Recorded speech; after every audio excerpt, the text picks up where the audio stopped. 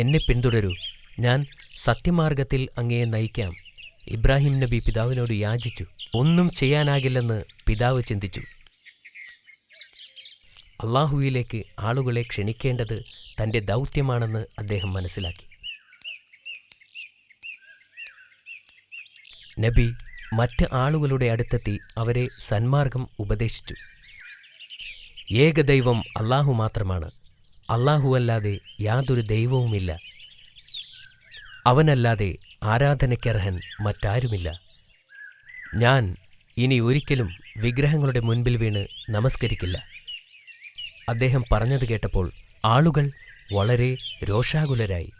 നിങ്ങൾ എന്തിനാണ് ഈ വിഗ്രഹങ്ങളെ ആരാധിക്കുന്നത്? അവർക്ക് ശക്തിയില്ലെന്ന് നിങ്ങൾക്കറിയില്ലേ എന്ന് അദ്ദേഹം വീണ്ടും അവരോട് ചോദിച്ചു. അവർ ഇബ്രാഹിം നബിയെ ഭീഷണിപ്പെടുത്തി. ആയതിനാൽ അദ്ദേഹത്തിന് അവിടം വിട്ട് പോകേണ്ടി വന്നു. വിഗ്രഹം യഥാർത്ഥ ദൈവങ്ങളല്ലെന്ന് അവരെ കാണിക്കാൻ ഒരു ഉപായത്തെ പ്രവാചകൻ ചിന്തിച്ചു. ഒരു ദിവസം ഒരു വലിയ ആഘോഷം അവിടെയുള്ള നദിക്കരയിൽ വച്ച് നടന്നു. നഗരത്തിലെ എല്ലാവരും അവിടെ കാണുമെന്ന് നബിക്കറിയാമായിരുന്നു. പട്ടണത്തിൽ ആരും ഉണ്ടായിരുന്നില്ലെന്ന് ഉറപ്പുവരുത്തുന്നതുവരെ പ്രവാചകൻ കാത്തിരുന്നു. അദ്ദേഹം ഒരു കോടാലിയെടുത്ത് ക്ഷേത്രത്തിനുള്ളിലേക്ക് പോയി. അവിടെ ഒട്ടേറെ വിഗ്രഹങ്ങളുണ്ടായിരുന്നു. അവിടെ ഉണ്ടായിരുന്ന വിഗ്രഹങ്ങളെല്ലാം തച്ചുടച്ചു. ഒന്നു ഒഴികെ എല്ലാ വിഗ്രഹങ്ങളും തകർത്തു. അത് ആ ക്ഷേത്രത്തിലെ ഏറ്റവും വലിയ പ്രതിമയാണ്. ഈ പ്രതിമയുടെ കഴുത്തിൽ ഒരു കോടാലി വച്ച് അദ്ദേഹം ക്ഷേത്രത്തിൽ നിന്ന് ഇറങ്ങി.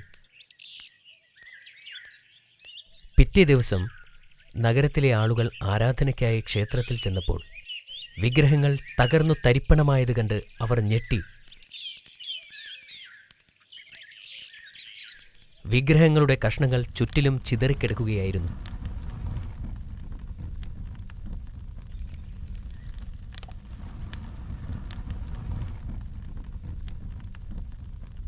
ഈ ഭീകരമായ പ്രവൃത്തി ചെയ്തവർ ആരായിരിക്കുമെന്നവർ ഒത്തുകൂടി ചർച്ച ചെയ്തു.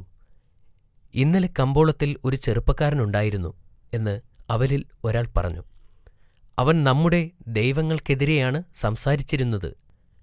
എനിക്കയാളെ അറിയാം. പേര് ഇബ്രാഹിം എന്നാണ്. ആളുകൾ ഇബ്രാഹിം നബി അലൈഹിസ്സലാമിനെ കാണുകയും ക്ഷേത്രത്തിലേക്ക് പിടിച്ചു വലിച്ചു കൊണ്ടുവരികയും ചെയ്തു. നീയാണോ ഇതെല്ലാം ചെയ്തത്? എന്തിനാണ് നിങ്ങൾ എന്നോട് ചോദിക്കുന്നത്? ഇവിടെ ഒരു വലിയ ദൈവം നിൽക്കുന്നുണ്ടല്ലോ, അദ്ദേഹത്തോട് ചോദിച്ചാൽ പോരെ? ഇത് അവിടെയുള്ളവരെ ചൊടിപ്പിച്ചു. വിഗ്രഹങ്ങൾ സംസാരിക്കില്ല. നീ എന്താ ഞങ്ങളെ കളിപ്പിക്കുകയാണോ? സംസാരിക്കാൻ പോലും കഴിവില്ലെങ്കിൽ ഈ വിഗ്രഹങ്ങളെ പിന്നെ എന്തിനാണ് ആരാധിക്കുന്നത്? അങ്ങനെയാണെങ്കിൽ അവർക്ക് കാണാനോ കേൾക്കാനോ സാധിക്കില്ലല്ലോ. അവിടെ കൂടിയിരുന്നവർക്ക് ഒന്നും പറയാനുണ്ടായില്ല. അവർക്ക് നാണക്കേട് തോന്നി. ചിലർക്ക് ഇബ്രാഹിം നബി പറയുന്നത് സത്യമാണെന്ന് മനസ്സിലായി. എന്നാൽ മറ്റുള്ളവർ അപ്പോഴും വൈരാഗ്യം വച്ചുകൊണ്ടിരുന്നു. അവനെ കൊല്ലണം! ആളുകളുടെ ഇടയിൽ നിന്ന് ഒരു ശബ്ദമുയർന്നു. അവർ അദ്ദേഹത്തെ ചങ്ങലകൾ കൊണ്ട് കെട്ടിയിട്ടു. അദ്ദേഹത്തെ എന്ത് ചെയ്യണം എന്നുകൂടി ആലോചിച്ചു. അവനെ ചുട്ടുകൊല്ലണം! ഒരാൾ പറഞ്ഞു. ഇന്നുവരെ കണ്ടിട്ടില്ലാത്ത തരത്തിലുള്ള തീയിൽ അവനെ എറിയണം! മറ്റൊരാൾ പറഞ്ഞു. ഇത് നല്ലൊരു തീരുമാനമാണെന്ന് എല്ലാവരും കരുതി. അങ്ങനെ ബാബിലോണിലെ ആളുകൾ തീയുണ്ടാക്കാൻ ആരംഭിച്ചു. ഭയാനകമായ തീ. പക്ഷികൾക്ക് പോലും അതിൻ്റെ മുകളിലൂടെ പറക്കാൻ പറ്റാത്ത അവസ്ഥ. ആളുകൾക്ക് അതിൻ്റെ അടുത്തുപോലും പോകാൻ സാധിക്കില്ലായിരുന്നു. ഇബ്രാഹിം നബി തന്നെയാണ് വിഗ്രഹം നശിപ്പിച്ചതെന്ന് ജനങ്ങൾ മനസ്സിലാക്കി. വലിയ തീയിൽ അവർ അദ്ദേഹത്തെ ചുട്ടുകൊല്ലുവാനായി തീരുമാനിച്ചു. എന്നിട്ട് അവർ ശേഖരിച്ച എല്ലാ വിറകുകളും അതിൽ നിക്ഷേപിച്ചു. അങ്ങനെ തീ ഭയാനകമായി പടർന്നു പിടിച്ചു. ആരും ഒട്ടും പ്രതീക്ഷിക്കാത്ത വിധം തീ വളർന്നു. ആർക്കും അതിനോട് അടുക്കാൻ സാധിക്കുമായിരുന്നില്ല.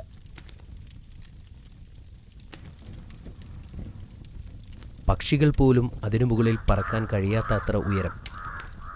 ബാബിലോണിലെ ഈ വലിയ തീപിടുത്തത്തെക്കുറിച്ച് പലരും കേട്ടു. ഈ പ്രതിഭാസം കാണാൻ അവർ നഗരത്തിലേക്ക് ചെന്നു. അപ്പോൾ ഇബ്രാഹിം നബി അലൈഹിസ്സലാമിൻ്റെ കൈയും കാലും കെട്ടിയിട്ട് ഒരു കവണയിൽ കയറ്റി നിർത്തി അദ്ദേഹത്തെ തീയിലേക്കെറിഞ്ഞു. പെട്ടെന്ന് തന്നെ സ്വർഗത്തിൽ നിന്നും ഒരു ദൂതൻ പ്രവാചകന്റെ മുന്നിൽ പ്രത്യക്ഷപ്പെട്ടു. അദ്ദേഹത്തോട് ചോദിച്ചു, എന്തെങ്കിലും ആഗ്രഹമുണ്ടോ? തന്നെ തീയിൽ നിന്നും രക്ഷിക്കാൻ അദ്ദേഹത്തിന് വേണമെങ്കിൽ അപേക്ഷിക്കാമായിരുന്നു. എന്നാൽ അദ്ദേഹം പറഞ്ഞു, അള്ളാഹു എന്നെ ഇഷ്ടപ്പെടുവാൻ മാത്രമേ ഞാൻ ആഗ്രഹിക്കുന്നുള്ളൂ. പിന്നീട് സംഭവിച്ചത് അത്ഭുതമായിരുന്നു. അദ്ദേഹം തീയിൽ ചെന്ന് വീണപ്പോൾ തണുപ്പാണ് അനുഭവപ്പെട്ടത്. അദ്ദേഹത്തെ കെട്ടിയിട്ടിരുന്ന കയറല്ലാതെ മറ്റൊന്നും കത്തിയില്ല.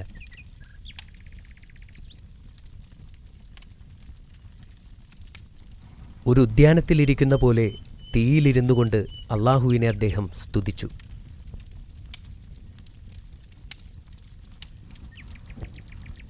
എന്താണ് അവിടെ സംഭവിക്കുന്നതെന്ന് ജനങ്ങൾക്കറിയാൻ സാധിച്ചില്ല. അതിനാൽ അവർ തീ അണയുന്നവരെ കാത്തിരുന്നു. തീ കെട്ടടങ്ങിയപ്പോൾ പ്രവാചകൻ ഒരു പോറൽ പോലും ഏൽക്കാതെ ആ തീയിൽ നിന്നും പുറത്തു വന്നു. അത് കണ്ടപ്പോൾ അത്ഭുതത്തോടെ അവർ പ്രവാചകനെ നോക്കി നിന്നു. ഇത് ശരിക്കും അത്ഭുതമാണ്. ഇബ്രാഹീമിൻ്റെ ദൈവം സത്യം തന്നെയാണ്, ജനങ്ങളിൽ ചിലർ പറഞ്ഞു. എങ്കിലും ഭൂരിഭാഗം ആളുകളും വിഗ്രഹങ്ങൾ നശിപ്പിച്ചതിനാൽ നബിയോട് ദേഷ്യത്തിൽ തന്നെ ആയിരുന്നു. അവർ അദ്ദേഹത്തെ നമ്രൂദ് രാജാവിൻ്റെ സദസ്സിലേക്ക് പിടിച്ചുകൊണ്ടുപോയി. അദ്ദേഹത്തിൻ്റെ കൈകാലുകൾ ബന്ധിച്ച നിലയിലാണ് കൊട്ടാരത്തിലെത്തിച്ചത്. നമ്രൂദ് രാജാവ് പ്രവാചകനോട് ചോദിച്ചു, ഞങ്ങൾ ആരാധിക്കുന്ന വിഗ്രഹങ്ങളെ നശിപ്പിച്ചതെന്തിന്? പ്രവാചകൻ പറഞ്ഞു, അവർ ദൈവമല്ല, വെറും കൽപ്രതിമകളാണ്. ആരാണ് യഥാർത്ഥ ദൈവമെന്ന് നമ്രൂദ് ചോദിച്ചു. പ്രവാചകൻ ശാന്തമായി മറുപടി പറഞ്ഞു, ഏക സത്യദൈവം അല്ലാഹു മാത്രമാണ്. എല്ലാ ജീവജാലങ്ങളെയും സൃഷ്ടിക്കുവാനും സംഹരിക്കുവാനുമുള്ള കഴിവ് അല്ലാഹുവിന് മാത്രമാണുള്ളത്. രാജാവ് പ്രവാചകന്റെ വാക്കുകൾ കേട്ട് കോപാകുലനായി. അവൻ കോപത്തോടെ എഴുന്നേറ്റ് നിന്നു പറഞ്ഞു, ജീവനും മരണവും എനിക്ക് നൽകാൻ കഴിയും. നിന്നെ ഞാനത് കാണിക്കാം. രണ്ടുപേരെ കോടതി മുറിയിലെത്തിക്കുവാൻ അദ്ദേഹം കൽപ്പിച്ചു. അതിൽ ആദ്യത്തവനെ കൊല്ലുവാൻ നമ്രൂദ് ആവശ്യപ്പെട്ടു. ഒരു ഭടൻ വാളെടുത്ത് ഒരു അടിമയെ കൊന്നു. നോക്ക്, ജീവനെടുക്കാനുള്ള അധികാരം എനിക്കുണ്ട്. അവൻ അടുത്ത അടിമയെയും കൊല്ലുവാൻ ആവശ്യപ്പെട്ടു. ഭടൻ വാളെടുത്ത് വീശുന്നതിന് തൊട്ടുമുമ്പ് രാജാവ് കൽപ്പിച്ചു, അവനെ കൊല്ലരുത്, അവൻ ജീവിക്കണം. എന്നിട്ട് നമ്രൂദ് ഇബ്രാഹിം നബിയോട് പറഞ്ഞു, കണ്ടോ, എനിക്ക് ജീവിപ്പിക്കുവാനും കഴിവുണ്ട്. പ്രവാചകൻ പറഞ്ഞു, അല്ലാഹു സൂര്യനെ പടിഞ്ഞാറ് നിന്ന് ഉദിപ്പിക്കാൻ കഴിവുള്ളവനാണ്. നിങ്ങൾക്ക് അത് ചെയ്യാൻ കഴിയുമോ? നമ്രൂദിന് ഒന്നും പറയാൻ കഴിഞ്ഞില്ല. അവന് ഇബ്രാഹിം നബിയോട് വൈരാഗ്യമുണ്ടായി. ഇബ്രാഹിം നബി അലൈഹിസ്സലാം ജനങ്ങളോട് അല്ലാഹുവിൽ വിശ്വസിക്കാൻ ആവശ്യപ്പെട്ടു. ബാബിലോണിലെ ഒരു പുരുഷനും ഒരു സ്ത്രീയുമൊഴികെ ആരും തന്നെ ഇബ്രാഹിം നബിയുടെ വാക്കുകൾ ശ്രദ്ധിക്കാൻ തയ്യാറായിരുന്നില്ല. ആ സ്ത്രീയുടെ പേര് സാറ എന്നും പുരുഷന്റെ പേര് ലൂത്ത് എന്നുമായിരുന്നു. ലൂത്ത് പിന്നീട് പ്രവാചകനായിത്തീർന്നു. ഇബ്രാഹിം നബി അലൈഹിസ്സലാം തന്റെ വാക്കുകൾ ഇവിടെ ആരും കേൾക്കാൻ പോകുന്നില്ലെന്ന് തിരിച്ചറിഞ്ഞു. അതുകൊണ്ട് മറ്റൊരു രാജ്യത്തേക്ക് കുടിയേറിപ്പാർക്കാൻ അദ്ദേഹം തീരുമാനിച്ചു. മറ്റൊരു ജനതയിൽ അല്ലാഹുവിൽ നിന്നുള്ള സന്ദേശം പ്രചരിപ്പിക്കാൻ അദ്ദേഹം ആഗ്രഹിച്ചു. പ്രവാചകൻ തന്റെ പിതാവിനോട് ഇസ്ലാമിലേക്ക് ചേരാൻ അപേക്ഷിച്ചു. എന്നാൽ അയാൾ അത് നിരസിച്ചു. പ്രവാചകനും സാറയും ലൂത്ത് നബിയും ഒരു നീണ്ട യാത്ര ആരംഭിച്ചു. സിറിയ, പലസ്തീൻ, ഈജിപ്ത് എന്നിവിടങ്ങളിലൂടെ അവർ സഞ്ചരിച്ചു. ജനങ്ങളോട് അല്ലാഹുവിൽ വിശ്വസിക്കാൻ ആവശ്യപ്പെട്ടു. ഇതിനിടയിൽ പ്രവാചകനായ ലൂത്ത് നബി അലൈഹിസ്സലാം ചാവുകടൽ തീരത്തേക്ക് കുടിയേറി അവിടെ ഇസ്ലാമിക പ്രബോധനം ആരംഭിച്ചു. കുറച്ച് മാസങ്ങൾക്ക് ശേഷം ഇബ്രാഹിം നബി അലൈഹിസ്സലാം സാറയെ വിവാഹം ചെയ്തു. അവൾ നല്ലൊരു വിശ്വാസിയായിരുന്നു. പ്രവാചകനും ഭാര്യയും മരുഭൂമിയിൽ കുറേ നാൾ യാത്ര ചെയ്തു. ഒരു ദിവസം അവർ ഒരു ദുഷ്ടനായ രാജാവിൻ്റെ രാജ്യത്ത് പ്രവേശിക്കാനിടയായി. ദുഷ്ടനായ രാജാവ് പ്രവാചകന്റെ സുന്ദരിയായ ഭാര്യയെക്കുറിച്ചറിഞ്ഞു. രാജാവ് പ്രവാചകനെ തന്റെ മുമ്പിൽ ഹാജരാക്കാൻ ഒരു ഭടനെ അയച്ചു. രാജാവിന്റെ മുമ്പിൽ പ്രവാചകനെ കൊണ്ടുവന്നു. നിങ്ങളുടെ കൂടെയുള്ള സ്ത്രീ ആരാണ്? രാജാവ് ചോദിച്ചു. പ്രവാചകൻ തന്റെ സഹോദരിയാണെന്ന് മറുപടി പറഞ്ഞു. സാറയെ രാജസദസ്സിൽ കൊണ്ടുവരാൻ ദുഷ്ടനായ രാജാവ് പ്രവാചകനോട് കൽപ്പിച്ചു. അവരെ പരിചയപ്പെടാൻ തനിക്ക് ആഗ്രഹമുണ്ടെന്ന് രാജാവ് പറഞ്ഞു. പ്രവാചകൻ തന്റെ ഭാര്യയോട് പോയി പറഞ്ഞു, രാജാവ് നിന്നെ കാണാൻ ആവശ്യപ്പെട്ടിട്ടുണ്ട്. എന്നാൽ അവിടെ ചെല്ലുമ്പോൾ നീ എന്റെ ഭാര്യയാണെന്ന് പറയരുത്. നീ എന്റെ സഹോദരിയാണെന്നാണ് ഞാൻ പറഞ്ഞിട്ടുള്ളത്. സാറ രാജാവിന്റെ അടുക്കലെത്തിയപ്പോൾ രാജാവ് അവളുടെ സൗന്ദര്യം കണ്ട് മതിമറന്നു. അദ്ദേഹം സാറയെ പിടിക്കാനായി ശ്രമിച്ചു. എന്നാൽ സാറയുടെ അടുത്തെത്തിയതും രാജാവിന്റെ കൈ അനക്കാൻ സാധിച്ചില്ല. ദുഷ്ടനായ രാജാവ് ഭയപ്പെട്ടു. അവൻ അപേക്ഷിച്ചു, നിങ്ങൾ എനിക്ക് വേണ്ടി അള്ളാഹുവിനോട് പ്രാർത്ഥിക്കുക. ഞാൻ ഒരിക്കലും ഒരു ദ്രോഹവും വരുത്തുകയില്ല. സാറ അള്ളാഹുവിനോട് പ്രാർത്ഥിച്ചപ്പോൾ ആ ദുഷ്ടനായ രാജാവിന്റെ കൈകൾ സുഖം പ്രാപിച്ചു. പക്ഷേ വീണ്ടും സാറയെ കയറിപ്പിടിക്കാൻ രാജാവ് മുതിർന്നു. അവന്റെ കൈകൾ വീണ്ടും അനങ്ങാതെയായി. ദുഷ്ടനായ രാജാവ് വീണ്ടും സാറയോട് അപേക്ഷിച്ചു, വീണ്ടും അള്ളാഹുവിനോട് പ്രാർത്ഥിക്കാൻ. സാറ അള്ളാഹുവിനോട് പ്രാർത്ഥിച്ചപ്പോൾ ആ ദുഷ്ടനായ രാജാവിന്റെ കൈകൾ സുഖം പ്രാപിച്ചു. സാറ ഒരു സാധാരണ സ്ത്രീയല്ലെന്ന് രാജാവ് തിരിച്ചറിഞ്ഞു. അങ്ങനെ അവൻ സാറയ്ക്കൊരു സമ്മാനം നൽകി. അവൻ തന്റെ ദാസിമാരിൽ ഹാജറ എന്നു പേരുള്ള ഒരു അടിമയെ സാറയ്ക്ക് നൽകി. അതിനുശേഷം അവളെ വീട്ടിലേക്ക് അയച്ചു. സാറ തിരിച്ചു വന്നപ്പോൾ ഇബ്രാഹിം നബി കാര്യങ്ങൾ അന്വേഷിച്ചു. ആ ദുഷ്ടനായ രാജാവിനെ അള്ളാഹു ഒരു പാഠം പഠിപ്പിച്ചു. അവനെക്കൊണ്ട് അവന്റെ ദാസിയെ എനിക്ക് സമ്മാനമായി നൽകിച്ചു. വർഷങ്ങൾ കഴിഞ്ഞു. ഇബ്രാഹിം നബിയുടെ മുടി നരച്ചു തുടങ്ങി. അപ്പോഴും ഇബ്രാഹിം നബി ആളുകളെ ഇസ്ലാമിലേക്ക് ക്ഷണിച്ചുകൊണ്ടേയിരുന്നു. സാറയ്ക്കും പ്രായമായി. ഇനി തനിക്കൊരു കുഞ്ഞിന് ജന്മം നൽകാൻ സാധിക്കില്ലെന്ന് അവൾക്ക് മനസ്സിലായി. അതുകൊണ്ടുതന്നെ അടിമയായ ഹാജറയെ വിവാഹം കഴിക്കാൻ സാറ ഇബ്രാഹിം നബിയോട് ആവശ്യപ്പെട്ടു. അവൾക്ക് ഒരു നല്ല കുഞ്ഞിനെ നൽകി അനുഗ്രഹിക്കുവാൻ അള്ളാഹുവിനോട് പ്രാർത്ഥിക്കുകയും ചെയ്തു.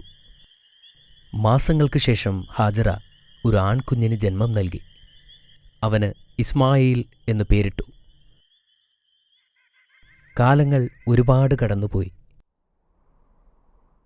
ഒരിക്കൽ ഇബ്രാഹിം നബി ഞെട്ടി ഉണർന്നു. അള്ളാഹുവിനു വേണ്ടി എന്തോ ചെയ്യേണ്ടതായുണ്ടെന്ന് അദ്ദേഹത്തിന് തോന്നി.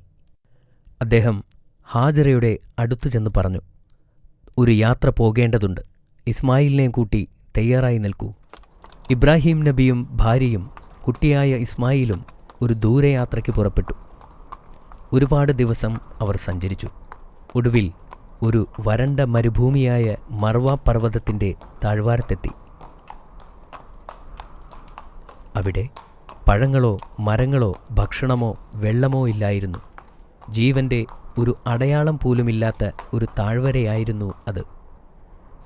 അവിടെ വച്ച് ഇബ്രാഹിം നബി തന്റെ ഭാര്യയെയും കുട്ടിയെയും ഉപേക്ഷിച്ച് തിരിച്ചു നടക്കാൻ തുടങ്ങി.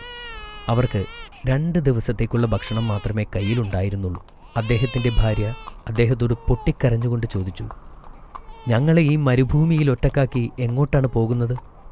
അദ്ദേഹം ഒന്നും മറുപടി പറഞ്ഞില്ല. അവർ വീണ്ടും കരഞ്ഞുകൊണ്ട് അപേക്ഷിച്ചു. ഒടുവിൽ അവർക്ക് മനസ്സിലായി, ഇതൊന്നും സ്വന്തം ഇഷ്ടപ്രകാരം അല്ല അദ്ദേഹം ചെയ്യുന്നത്.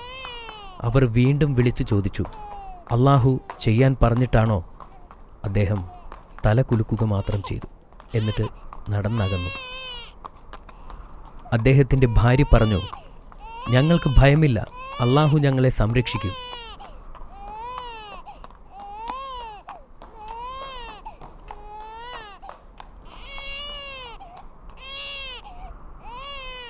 തൻ്റെ ഭാര്യയ്ക്കും കുഞ്ഞിനും ആവശ്യമുള്ള ഭക്ഷണവും വെള്ളവും സംരക്ഷണവും നൽകി അനുഗ്രഹിക്കാൻ ഇബ്രാഹിം നബി അള്ളാഹുവിനോട് പ്രാർത്ഥിച്ചുകൊണ്ടിരുന്നു. ഹാജറയും കുഞ്ഞ് ഇസ്മായിലും ആ മരുഭൂമിയിൽ ഒറ്റപ്പെട്ടു.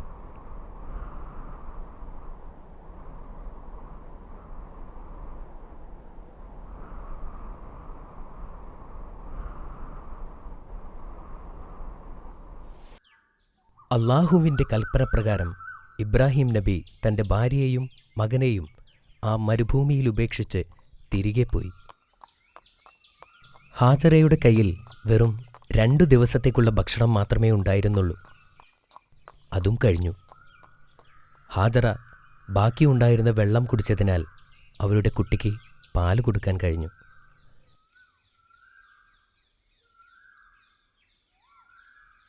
ഏറെ താമസിയാതെ വെള്ളവും തീർന്നു. അവർക്ക് ദാഹം അനുഭവപ്പെടാൻ തുടങ്ങി. കുറച്ചു കഴിഞ്ഞപ്പോൾ കുഞ്ഞ് ദാഹിച്ച് കരയാനും തുടങ്ങി.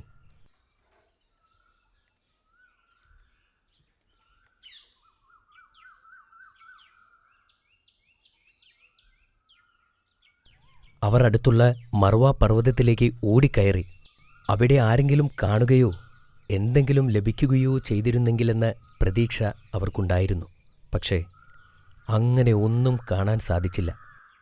തുടർന്ന് അടുത്തുള്ള പർവ്വതമായ സഫയിലേക്ക് ഓടി. അവിടെയും ഇതുതന്നെയായിരുന്നു അവസ്ഥ. അങ്ങനെ അവർ 7 തവണ സഫയ്ക്കും മർവയ്ക്കും ഇടയിലൂടെ ഓടി. ഒടുവിൽ ഹാജറ അവശയായി. അവർ കുട്ടിയുടെ സമീപം വന്നിരുന്നു. അപ്പോൾ അവർ ഒരു ശബ്ദം കേട്ടു.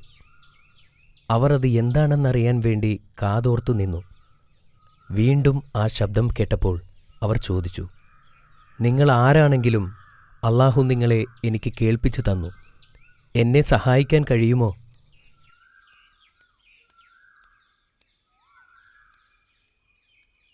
അപ്പോൾ അവിടെ ഒരു മലക്ക് കുഴി കുഴിക്കുന്നതായി കണ്ടു.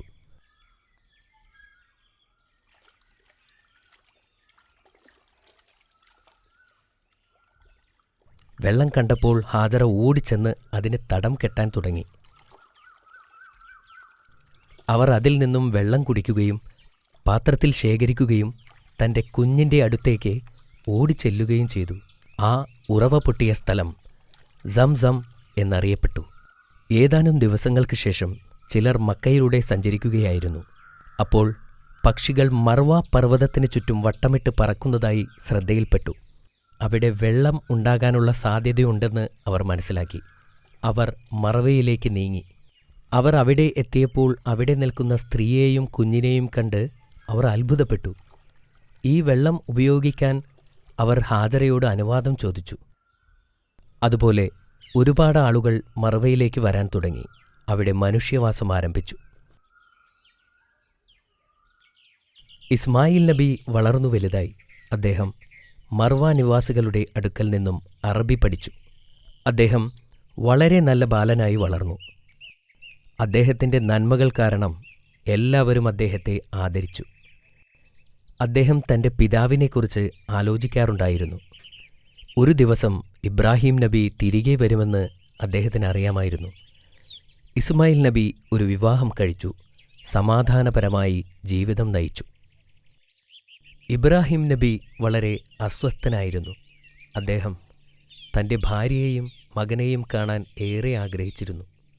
ഒരിക്കൽ അദ്ദേഹം അവരെ കാണാൻ മക്കയിലേക്ക് പോകാൻ തീരുമാനിച്ചു. ഏറെക്കാലം സഞ്ചരിച്ച് അദ്ദേഹം മക്കയിലെത്തി.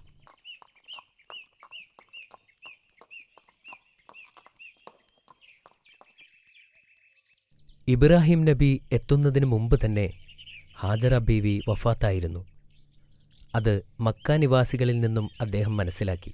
എന്നാൽ ഇസ്മായിൽ നബി ഇപ്പോഴും ജീവനോടെയുണ്ട് എന്ന് അദ്ദേഹം അറിഞ്ഞു. ഇത് കേട്ടതിൽ അദ്ദേഹം വളരെയധികം സന്തോഷിച്ചു. അൽഹംദുലില്ലാഹ് എന്ന് പറയുകയും ചെയ്തു.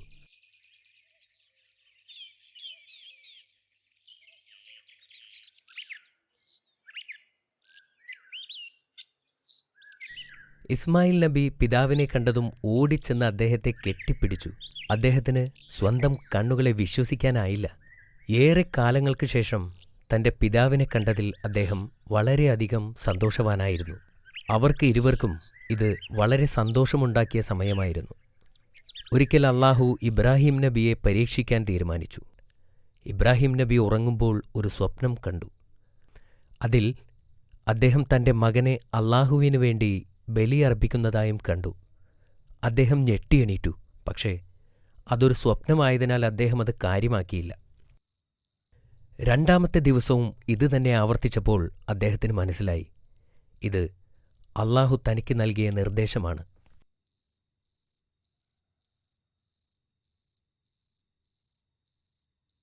ഇബ്രാഹിം നബി ഇസ്മായിൽ നബിയെ വിളിച്ചു. താൻ കണ്ട സ്വപ്നത്തെക്കുറിച്ച് പറഞ്ഞു. അപ്പോൾ ഇസ്മായിൽ നബി പറഞ്ഞു, അല്ലാഹു അങ്ങയോട് എന്തു പറഞ്ഞുവോ അത് ചെയ്യുക. അടുത്ത ദിവസം അവർ ഒരു കത്തിയും കയറുമായി അറഫ പർവ്വതത്തിന് മുകളിലേക്ക് പോയി.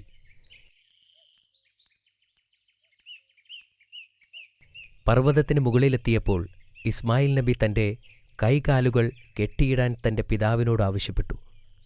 കാരണം അല്ലെങ്കിൽ ബലിയർപ്പിക്കാൻ ബുദ്ധിമുട്ടുണ്ടായേക്കാം.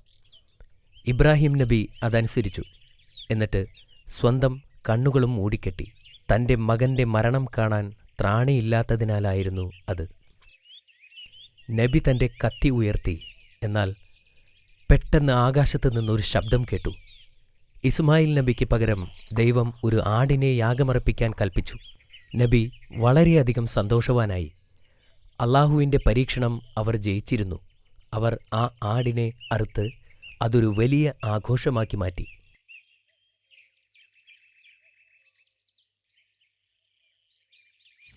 അവർ ഇരുവരും അല്ലാഹുവിലേക്ക് ആളുകളെ ക്ഷണിച്ചുകൊണ്ടേയിരുന്നു. അവർക്ക് എന്നാൽ ആരാധനയ്ക്ക് പറ്റിയ ഒരിടം ഇല്ലായിരുന്നു. അപ്പോൾ അല്ലാഹു അവരോട് തനിക്ക് വേണ്ടി ഒരു ഭവനം നിർമ്മിക്കാൻ ആവശ്യപ്പെട്ടു. അല്ലാഹു അവരോട് കഅബ നിർമ്മിക്കാൻ ആവശ്യപ്പെട്ടു.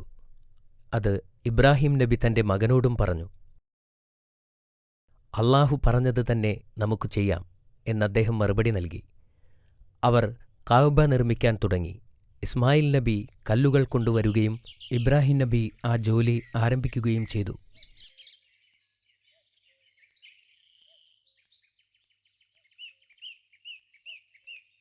ചുമരിന് ഉയരം കൂടിയപ്പോൾ ഇസ്മായിൽ നബി വലിയ കല്ലുകൾ ഇബ്രാഹിം നബിക്ക് വേണ്ടി കൊണ്ടുവന്ന് അദ്ദേഹം അതിന് മുകളിൽ കയറി നിന്ന് തൻ്റെ ജോലി പൂർത്തിയാക്കുകയും ചെയ്തു.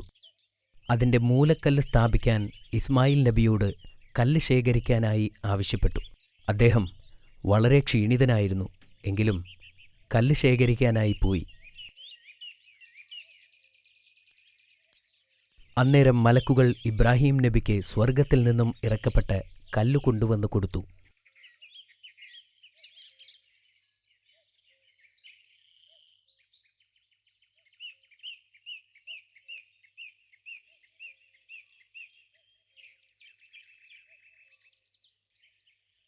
ആദ്യകാലത്ത് അതിൻ്റെ നിറം വെളുപ്പായിരുന്നു.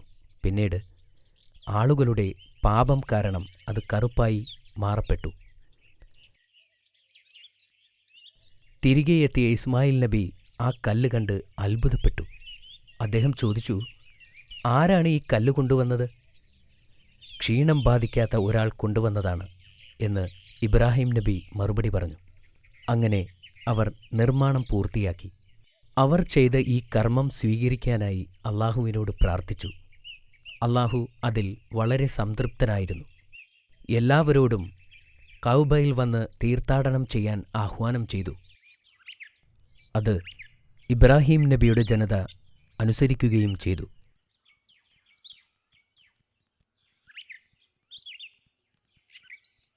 ഇബ്രാഹിം നബിക്കും സാറയ്ക്കും പ്രായമായി. ഒരിക്കൽ അവരുടെ വീട്ടിലിരിക്കുമ്പോൾ 3 അതിഥികൾ വരുന്നത് കണ്ടു. യഥാർത്ഥത്തിൽ അവർ അല്ലാഹു അയച്ച മലക്കുകളായിരുന്നു. ഇബ്രാഹിം നബി അവരെ സ്വീകരിച്ചു. അവർക്ക് ഭക്ഷണം വിളമ്പി. ചുട്ട കാളക്കുട്ടിയുടെ മാംസം അവർക്ക് നൽകി. എന്നാൽ ആ ഭക്ഷണം അതിഥികൾ തൊടുന്നതുപോലുമുണ്ടായിരുന്നില്ല. ഇത് കണ്ട ഇബ്രാഹിം നബി ഭയപ്പെട്ടു. അപ്പോൾ അവർ പറഞ്ഞു, അല്ലാഹു അയച്ച മലക്കുകളാണ് ഞങ്ങൾ. ഇബ്രാഹിം നബിക്ക് ഒരു സന്തോഷവാർത്ത അറിയിക്കാനാണ് ഞങ്ങൾ വന്നത്. സാറ ഒരു ആൺകുഞ്ഞിന് ജന്മം നൽകും. അവനെ നിങ്ങൾ ഇസ്ഹാക്ക് എന്ന് വിളിക്കണം. അവൻ ഭാവിയിൽ ഒരു പ്രവാചകനായിത്തീരും. അവർ പറഞ്ഞു. സാറ അത്ഭുതപ്പെട്ടു. എനിക്ക് പ്രായമായി, ഇനി ഞാൻ എങ്ങനെ ഒരു കുഞ്ഞിന് ജന്മം നൽകും? അപ്പോൾ മലക്കുകൾ പറഞ്ഞു, അല്ലാഹുവിന് എല്ലാം സാധ്യമാണ്. കുറച്ചു മാസങ്ങൾക്ക് ശേഷം സാറ ഗർഭിണിയാവുകയും ഒരു കുഞ്ഞിന് ജന്മം നൽകുകയും ചെയ്തു. കുഞ്ഞിന് ഇസ്ഹാക്ക് എന്ന് പേരുമിട്ടു.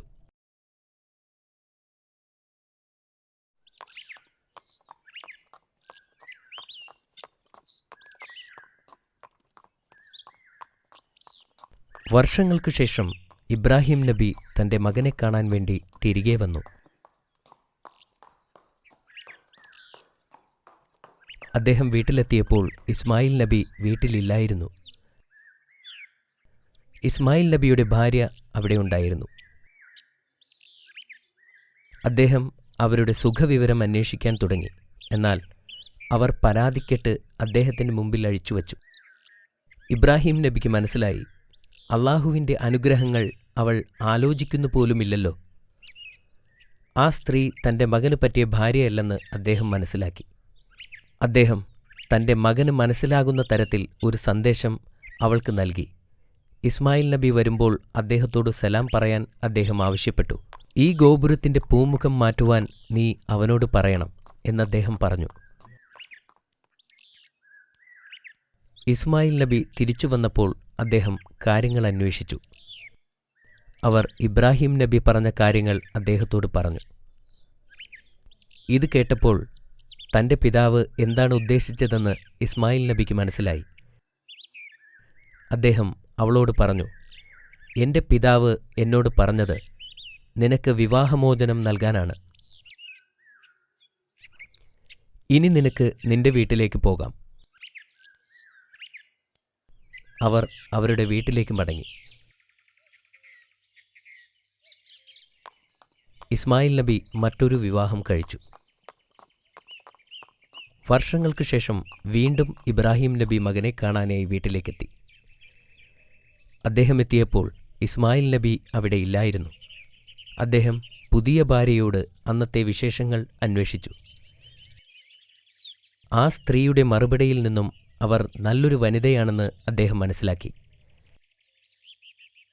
ആ സ്ത്രീ എപ്പോഴും അള്ളാഹുവിനെ സ്തുതിക്കുമായിരുന്നു. ഇത് കണ്ട് ഇബ്രാഹിം നബി സന്തുഷ്ടനായി. അദ്ദേഹം ആ സ്ത്രീയോട് പറഞ്ഞു, ഭർത്താവ് വരുമ്പോൾ വീടിൻ്റെ ഉമ്മറം ഉറപ്പിച്ചു നിർത്താൻ പറയണം.